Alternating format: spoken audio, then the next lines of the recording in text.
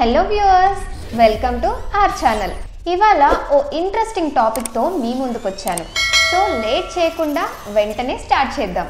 వామ్మో, ఇది ఊరు కాదు, దయ్యాల దిబ్బ. ఇక్కడ 15 ఆత్మలు స్వైర విహారం చేస్తున్నాయి. ఈ గ్రామం గిన్నిస్ వరల్డ్ రికార్డ్స్లోకి కూడా ఎక్కింది. గ్రామంలో ఇలాంటివి సుమారు 15 దయ్యాలు తిరుగుతున్నాయని చెప్తున్నారు. ఇక్కడ అడవిలో చీకటి పడకముందే ఏడుపుల శబ్దాలు వినిపిస్తున్నాయి.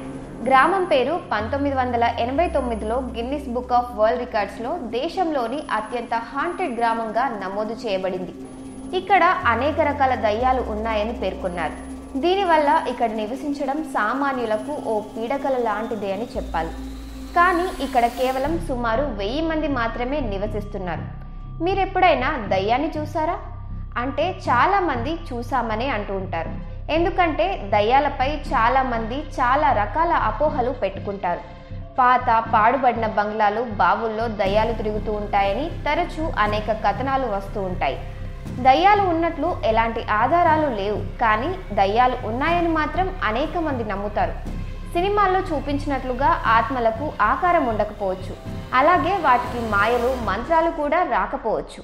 ఆత్మలు తిరుగుతున్నాయనేది కేవలం ఊహ మాత్రమే అయినప్పటికీ ప్రజలు దయ్యాలు ఉన్నాయని మాత్రం బలంగా నమ్ముతారు. అలాంటి దయ్యాలకు నిలవైన ఒక గ్రామం ఉందంటే మీరు నమ్ముతారా? అవును, మీరు విన్నది నిజమే. బ్రిటన్లో భయంకరమైన గ్రామం ఒకటి ఉంది. ఇక్కడ అనేక రకాల దయ్యాలు స్వైర విహారం చేస్తుంటాయనేది ఇక్కడి ప్రజల నమ్మకం. బ్రిటన్లోని కెంట్లో ఉన్న ఫ్లక్కీ గ్రామం పేరు 1989లో గిన్నిస్ బుక్ ఆఫ్ వరల్డ్ రికార్డ్స్లో దేశంలోని అత్యంత హాంటెడ్ గ్రామంగా నమోదు చేయబడింది. ఇక్కడ అనేక రకాల దయ్యాలు ఉంటాయని పేర్కొన్నారు. దీనివల్ల ఇక్కడ నివసించడం సామాన్యులకు ఓ పీడకల లాంటిదే అని చెప్పాలి.